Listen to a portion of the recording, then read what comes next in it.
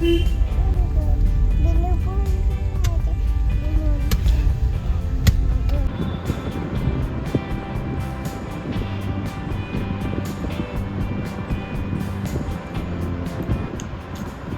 দিন বাজার থেকে এনেছিলাম ভুট্টা, তার মধ্যে 3টে এনেছিলাম, তার মধ্যে একটা রয়ে গেছিলো আর একটা আজকে পোড়াতেই পিউ তো সাথে সাথে ওকেই দিতাম, ও নিয়ে নিয়েছে, নিয়ে ও নিজেই খেতে শুরু করে দিয়েছে, আমাদেরকে কিছুতেই দেবে না, পুরো নাচতে শুরু করে দিয়েছে।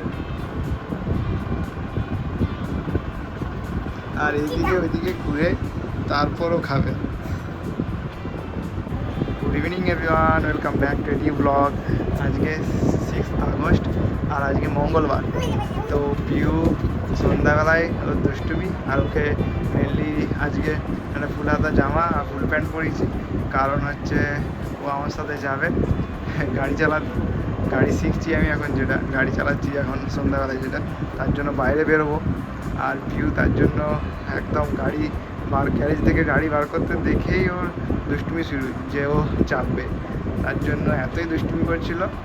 দীপ ওকে আলটিমেট একটা ফুল হাতা জামা আর ফুল প্যান্ট পরিয়ে দিয়েছে, আর তার সাথে ভুট্টা পোড়াতে ও তো শুরু করেছে ওর দুষ্টুমি।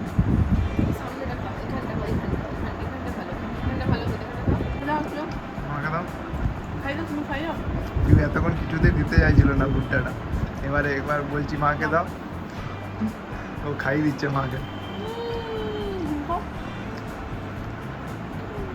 আর আজকে তো দুপুর থেকেই বেশ ভালোই বৃষ্টি হলো, বেশ মেঘও ডাকছিল আর তার সাথে বৃষ্টিও হয়েছে, তাই বাইরেটা তো ভেজা ভেজা, মোটামুটি সন্ধ্যে 7টা 7:30 পর্যন্ত বৃষ্টি হয়েছে।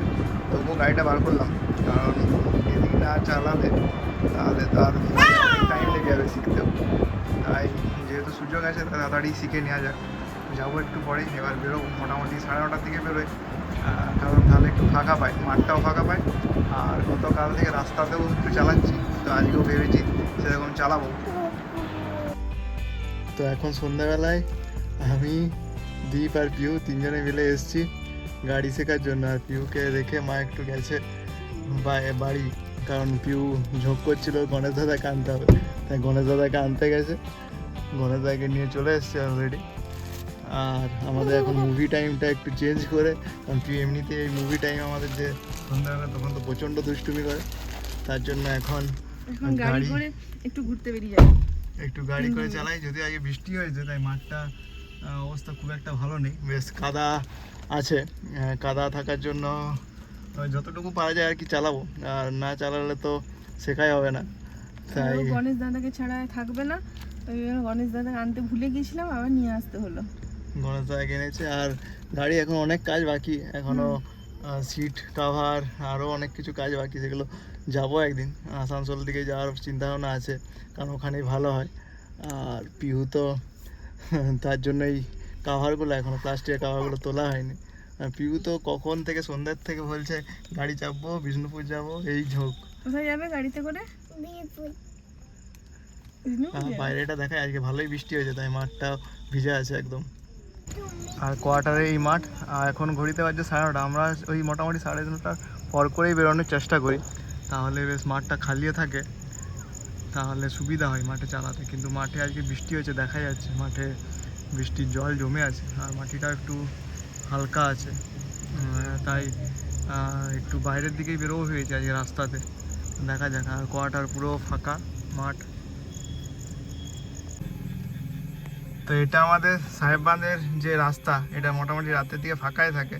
এখন মোটামুটি আমাদের ঘড়িতে বাজছে 10:30, আর একটু গোল গোল করে ঘুরছি। আর আজকে ওয়েদারটা যেহেতু ভালো নেই, তাই খুব একটা বেশ ভালো চালাতে পারছি না, কারণ চোখে আলোটা খুব লাগছে।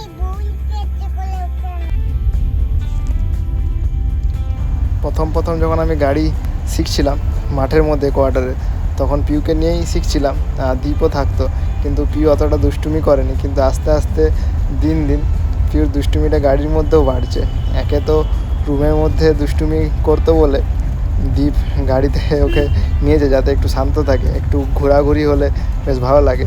এটা সাহেববাঁধের 4-5টা ঘুরি, তাই অনেকটাই ডিস্টেন্স, তাই পিউরও ভালো লাগে, একটু সন্ধ্যাবেলায় বাইরে বেরোতে পায়। রাতের বেলা অন্ধকার, তাই সাহেববাঁধটা দেখানো যাচ্ছে না, নাহলে বেশ সুন্দর লাগে এই সাহেববাঁধের চারপাশে ঘুরতে। সকালে আর সন্ধ্যেতে তো বহু মানুষ মর্নিং আর ইভিনিং ওয়াকের জন্য বেরোয় এই সাহেব বাঁধের চারপাশে। পিউর এখন রাতের ডিনার চলছে আর ঘড়িতে বাজছে 11টা। আর আজকের মতো এখানেই ব্লগটা শেষ করলাম। আবার দেখা হবে একটা নতুন ব্লগ নিয়ে। সবাই ভালো থাকবেন, সুস্থ থাকবেন। টাটা বন্ধুরা।